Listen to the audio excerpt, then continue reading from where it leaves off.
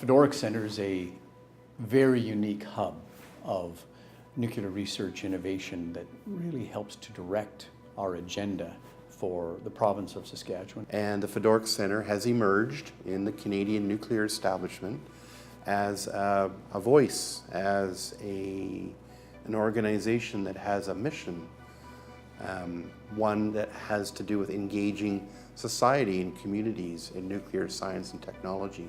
Sylvia Fedoruk, after whom that center is named, is a pioneer in external beam therapy, radiation therapy.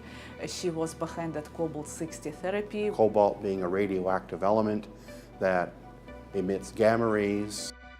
This treatment is used by millions of people around the world.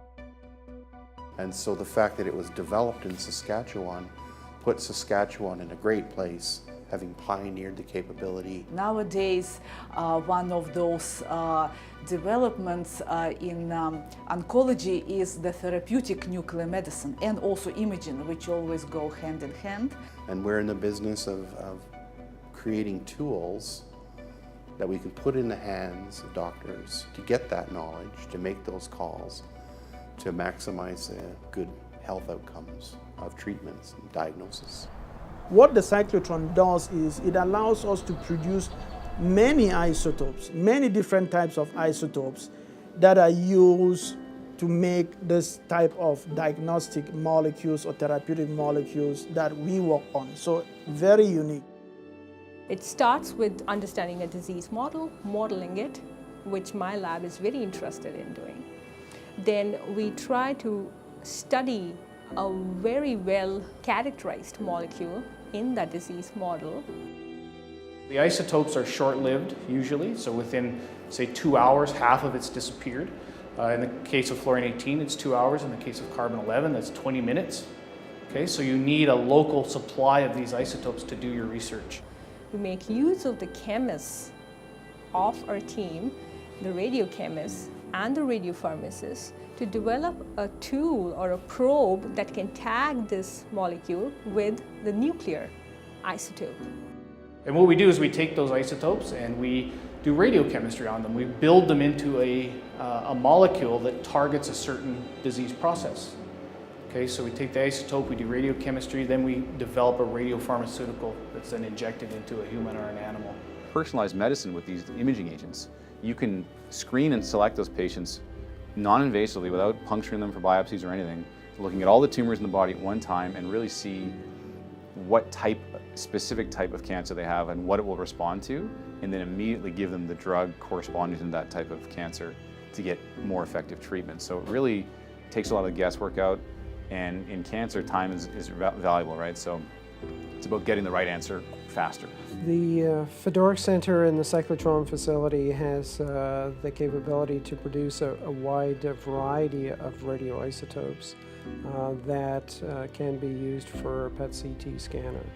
And here in Saskatoon, over the last I guess 4 or 5 years, we've now scanned over 5,000 patients. So having the cyclotron right here in our backyard that produces the isotopes for us is critical for this research.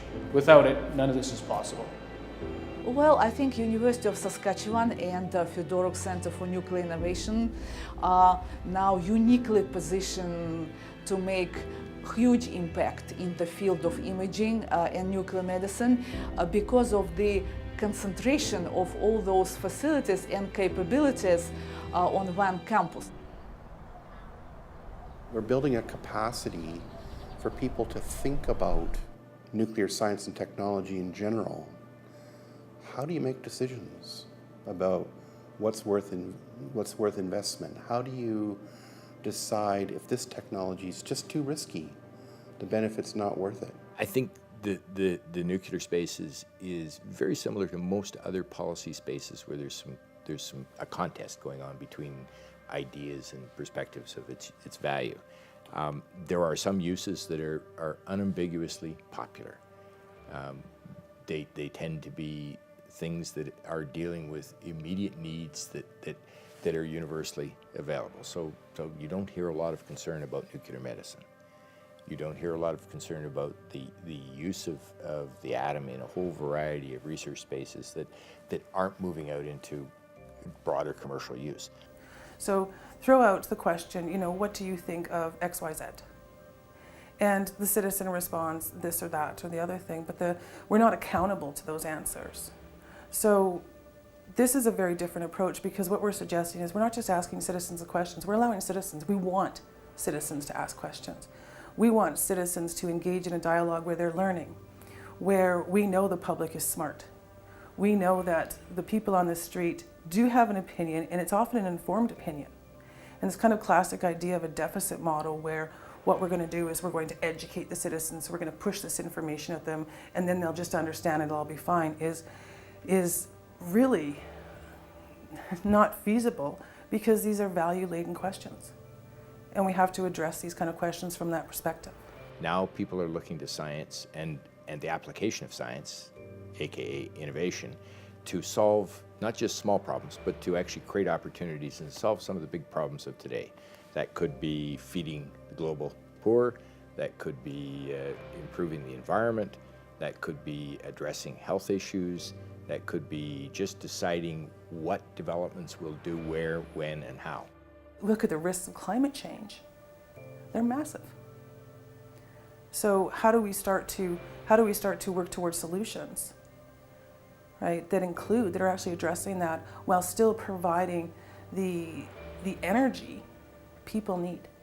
We need to have a consultation process, an engagement process that is tailored to the communities and that will be accepting and proper for them and driven by them. So it's an iterative process of talking about technology, talking about research, talking about what we do know and what we don't know, and involving people in different types of forums, in different mechanisms, in citizen panels, in citizen juries, in deliberative discussions. So there's many mechanisms to think about. Teach my students in the policy analysis class, I say the most important job is to speak truth to power. So if a government is saying no to a technology that's benign, safe, and popular, that's our job to say, look, you're misinterpreting the will of the people. That's your prerogative as an elected official to do what you want to do, but do it knowingly and with full knowledge that that's the outcome. We have plant biotechnology people who are now enabled using radioisotopes to learn about the life processes of plants. Phytopet, one of the few devices in the world that are dedicated to the nuclear imaging of plants. Radioactive emissions from the radioisotope allow you to identify what plant actually is doing with that molecule without actually disturbing the plant. So you don't have to cut it up, you don't have to, of course you can do all of those things later on, but if you would like to study different processes or study the same process over and over in the same specimen, so nuclear imaging allows you to do just that.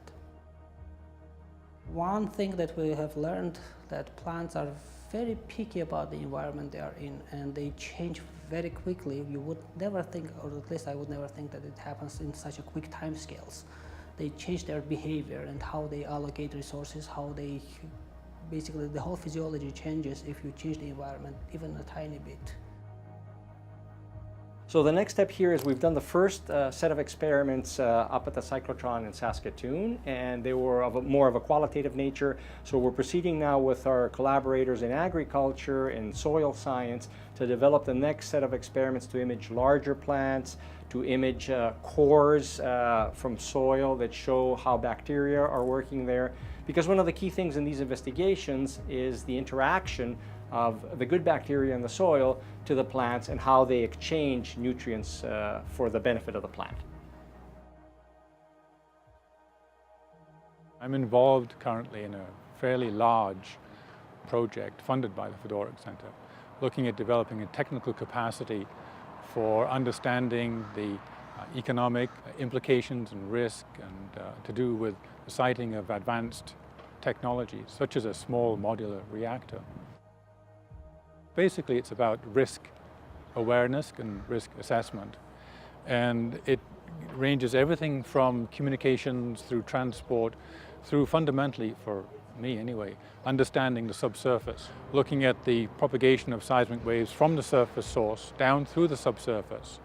And depending upon the density and wet bulk density of those rocks, we'll get reflection, refraction, and that in turn helps us understand the structural layer of the rocks, the type of rocks that we're dealing with, presence or absence of faults and things like that.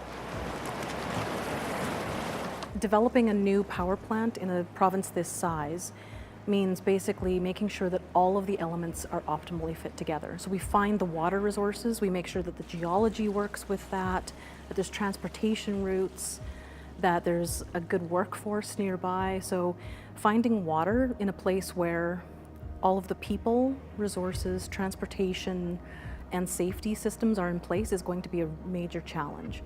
So essentially, we're trying to all work together as a larger group to find that best place in Saskatchewan, and it might mean that we have to build new reservoirs or pipe water in from somewhere else because the optimal location may not have enough water.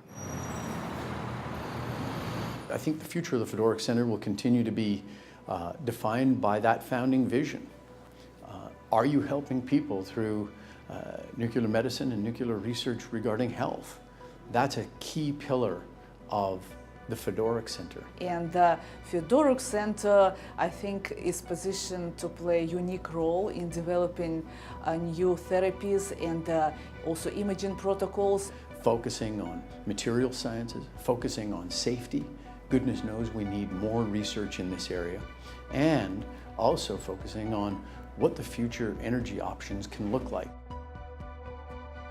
And the Fedoruk Center is here to enable building of capacity in the province to realize these benefits from nuclear science and technology. I think if we remember our roots, making a real difference, lasting difference, peaceful, progressive difference in people's lives, that's one of the marks of the Fedoruk Center that excites me and I think is most invigorating about where we are today and where we're going to go in the future.